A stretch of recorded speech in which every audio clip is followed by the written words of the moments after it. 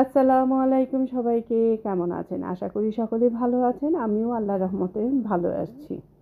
আজকের ভিডিওটি সাজিয়েছি টুকরো টুকরো কিছু মুহূর্তগুলি, সেই সবগুলি একসঙ্গে করেছি। এটা হচ্ছে আমার স্কুল, আমার যেখানে আমার জীবনে 10টি বছর কাটিয়েছি এই স্কুলের মাঠে। আর আমার বাসা থেকে, আমার বাবার বাসা থেকে আর কি 2 মিনিট অথবা 3 মিনিটের রাস্তা বলা চলে। মানে বাসা থেকে বের হয়ে 3 মিনিটে আমরা স্কুলে পৌঁছে যেতাম, এত কাছে ছিল। তখন অবশ্য আমরা যখন পড়ালেখা করেছি তখন অবশ্য এরকম সুউচ্চ ভবনগুলি ছিল না, শুধুই সিম্পলভাবে হাফ বিল্ডিংয়ের ছিল। কিন্তু তারপরেও কত স্মৃতি, কত আনন্দ, কত দুঃখ, কি ভালো লাগতো। এই যে শহীদ মিনারের পিছনেই ছিল আমাদের হেড স্যারের হেড অফিস আর কি ছিল। ওইখান থেকে আমাদের হেড টিচার সমস্ত স্কুলের পরিচালনা দেখতো, করতো। তিনি আজ আর নেই, আল্লাহ তাকে বেহেশতে নসিব করুক। আর স্কুলের এই পাশটায় ছিল মেয়েদের সাইড। আমরা আমাদের স্কুলটা ছিল ছেলে মেয়ে মিশানো, কিন্তু মেয়েরা এক সাইডে ক্লাস করতো, ছেলেরা এক সাইডে ক্লাস করতো। এবং খুব একটা সুন্দর নিয়ম ছিল, যেটা এখন বুঝি, আগে হয়তো বুঝতাম না। মেয়েদেরকে সবসময় 40 মিনিট আগে ক্লাস শুরু হতো এবং ছেলেদের 40 মিনিট পরে ক্লাস শুরু হতো। এখন সেটা বুঝি কী কারণে, সেটা ভিডিওতে নাই বললাম। যাই হোক, দেখে তো ভালোই লাগছে নিজের স্কুলের এত উন্নতি হয়েছে। মেয়েদেরকেও দেখিয়েছি যে এটা আমার স্কুল আমি নিয়ে আসিনি, সরি, আমার বড় বোন নিয়ে এসেছিল। কারণ এখন দেখা যায় বিকেলবেলা বাচ্চাদেরকে নিয়ে খেলার জন্য স্কুলে মাঠে চলে আসে। আর স্কুলে একেবারে কাছে, যেহেতু স্কুলের টিচাররাও মোটামুটি আমাদের সবারই পরিচিত। এটা হচ্ছে সরি, ইনি হচ্ছে বাবলাদা। আমরা সব অনেকেই টিচার বলে, আমরা সবসময় দাদা বলেই ডাকতাম। কারণ আর ইনি একেবারে আমাদের এলাকার প্রতিবেশী। স্কুলে দেখলাম কামরাঙা গাছ হয়েছে, আমি বললাম যে এটা আমাদের অধিকার। তাই পরে বাবলাদা আমাদেরকে 2-3টা কামরাঙা মানে ছিঁড়ে দিল। রাতের বেলা যাচ্ছি, রাতে না সন্ধ্যার সময় যাচ্ছি আমার হাজব্যান্ডের এক বন্ধুর বাসায়। তো ওইখানে যাওয়ার পথে দেখলাম নাসিরাবাদ কলেজের সামনে যে মাঠ, ওইখানে ইলেকশনের প্রচারণা চলছে, মিটিং চলছে। আমরা যখন দেশে গিয়েছিলাম তখন অবশ্য ইলেকশনের যে ইটা ছিল, প্রচারণা ছিল, কারণ যেহেতু সামনে ইলেকশন। যেতে দেখলাম কি সুন্দর একটা বরযাত্রী বা মেয়ের যাত্রী যেটাই হোক যাচ্ছিল। বিয়ে বাড়ির গেটটাও কিন্তু খুব সুন্দর করে সাজিয়েছে। তবে দুঃখ, এই বছর মানে কি বলে, দেশে গিয়ে কোনো বিয়ের দাওয়াত পাইনি। গতবার যখন গিয়েছিলাম একটা বিয়ের দাওয়াত খেয়েছিলাম। তবে হ্যাঁ, দাওয়াত তো খেয়েছি। দেশের বাহির থেকে যখন দেশে যাওয়া হয়, দেশে গেলে সবার বাসাতেই দাওয়াত দিতে থাকে। দাওয়াত খেতে খেতে মাঝে মাঝে টায়ার্ডও লাগে। তবে আমার কাছে দাওয়াত খাওয়ার চাইতে এমনিতে দাওয়াতে যে পোলাও মাংস এগুলি চাইতে ডাল ভাত, ছোট মাছ, ভর্তা এগুলি খেতে বেশি ভালো লাগে। তো যাই হোক, এটা হচ্ছে আরেক দিনের ক্লিপ। সেটা হচ্ছে সারাদিন আমার হাজব্যান্ড ময়মনসিংহের বাইরে ছিল। কোথায় গিয়েছিল আমি ভুলে গিয়েছি। রাতের বেলায় এসে দাওয়াত খাচ্ছে আমার বড় যা আর মেজো যা মিলে। দাওয়াতের আয়োজন করেছিল আমাদেরকে, শুধু আমাদেরকে না, বাসার সমস্ত সবাইকে একসঙ্গে দাওয়াতের আয়োজন করেছিল। তো বেশ ভালো আইটেমও ছিল, মোরগ পোলাও ছিল, কই মাছ ভাজি, গরু মাংস, ডিম ভুনা।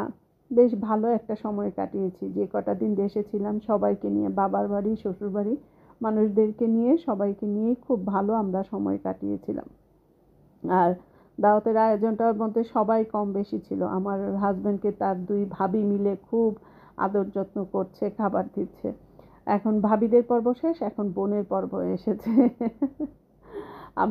আমার হাজব্যান্ডের 6 ভাই 1 বোন, সে তাদের একটাই বোন, সবার আদরের মনি। যাই হোক, তো আমারও সঙ্গে ভালোই, ননদ ভাবির যেরকম সম্পর্ক সেরকমই। এই তো, তার খাওয়া দাওয়া আমার হাজব্যান্ড খেতে খেতে আমার ননদের হাজব্যান্ড, আমার বড় ভাসুর এসে জয়েন করেছে আমার হাজব্যান্ডের সাথে। কারণ একে তো রাত হয়েছে, বাসার মানুষ অনুযায়ী ছেলেরা কিন্তু আগে আগে খেয়ে মানে খাবারের খেয়ে ফেললে কিন্তু মেয়েরা দেখা যায় তাড়াতাড়ি হয়ে যায়। আর শুধু তো খাওয়াই তো না, খাওয়া দাওয়ার পরে কিন্তু অনেক কাজ থাকে, সেটা আমার বাসাতেই হোক আর অন্যের বাসাতেই হোক। সেটা আমি এটা ফিল করি যে শুধু গেলাম খেলাম তাই কিন্তু না। দাওয়াত দিলে, যার বাসায় দাওয়াত থাকে, তার অনেক পরিশ্রম হয় কাজের শুরুতে এবং শেষেও। তো এই তো ওদিক দিয়ে তো টেবিলে খাওয়া দাওয়া করছে, আর বাচ্চারা এদিক দিয়ে মানে কি বলে খেলাধুলা এটা সেটা করছে। ওয়াসির একমাত্র সঙ্গী ছিল সুফিয়ান। আর আমি এখানে বসে শ্যুট করছিলাম দেখে আমার ননদের ছেলে মাহি বলছে যে আমাকে তুমি নিবেই না। আমিও বললাম যে আমি তোমাকে ক্যামেরা নিয়েই ছাড়বো। আর ওই সাথে মাহির সাথে ছিল আমার দেবরের ছেলে, কি জানি সাইফান। আর ইনি হচ্ছেন সুফিয়ান, ওয়াসির একমাত্র সঙ্গী ছিল। সকালবেলা ঘুম থেকে উঠে কোনো রকমের নাস্তাটা করেই 4 তলায় চলে আসতো। তার সঙ্গে সময় কাটা, অনেক সময় নিয়ে অনেক ধৈর্য সহকারে তার সঙ্গে তার বন্ধুত্বটা করেছিল। এখন অবশ্য ভুলে গেছে, এটাই স্বাভাবিক।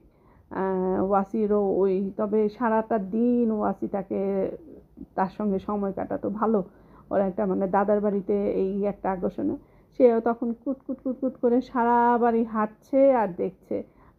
আর আমার কারো কুলে যাবে না, অবশ্য বাচ্চাদের এটাই নিয়ম, বা এই বয়সটাই হচ্ছে এমন। বেচারা দরজাটা খুলতে গিয়ে পায়ের মধ্যে অনেক বড় একটা ব্যথা পেয়েছিল, খুবই কষ্ট লেগেছিল, কিছুই করার নেই। আর ওয়াসি তো তাকে ছাড়বেই না, কুলেই নিয়ে থাকবে, আর তার কাজ হলো সারাদিন হাঁটা হোটা এইগুলি করতে হবে। এই তো টেবিলের এক পর্যায়ে খাবার দাবারের মানে টেবিলে, এটা হচ্ছে আমার খালাতো দেবর বিপুল, আর হচ্ছে কে আছে এটা দেখতে পাচ্ছি না, শয়তানি করছে, আমার শ্বশুরও বসেছে খেতে। আমি আবার বিপুলকে শ্যুট করছিলাম দেখে ওই অনেক কষ্টে হাসি ডাকে আমার সাথে মজা করছিল। ওই এক একটা ডায়লগ পাস করছিল না, সেই ডায়লগগুলি দেওয়ার মতো না, এই জন্য দিলাম না, কিন্তু শয়তানি ইচ্ছা মতোই করছিল। তো আমার শ্বশুর এখন হচ্ছে বাচ্চা কাচ্চা পার্টি, সেকেন্ড বেচ বসেছে, সব দেবর ভাসুরের ছেলে মেয়ে, তারপরে ভাস্তি জামাই সবাই মিলে একসাথে বসেছে। আর এই যে খাওয়া দাওয়া শেষ করে সবগুলি এক রুমে বসে আড্ডা চলছে। ওদের সময়টা বেশ ভালো কেটেছে, এটা ঠিক। নাবা ওয়াসি অনেক ওদের কাজিনদের সঙ্গে এত সুন্দর করে সময় কাটিয়েছে না। যেহেতু ইলেকশন ছিল, ইলেকশনের সময় আমরা যাচ্ছিলাম কোথাও, তখন দেখলাম কি সুন্দর মিছিল হচ্ছে, যেটা অনেক বছর পর দেখলাম এই তো, আমি জানি না আমার আজকের ভিডিওটি আপনাদের কাছে কেমন লাগবে, অবশ্যই কমেন্ট করে জানাবেন। এখন ভাস্তি আর ভাস্তি জামাইয়ের বিদায় পর্ব চলছে।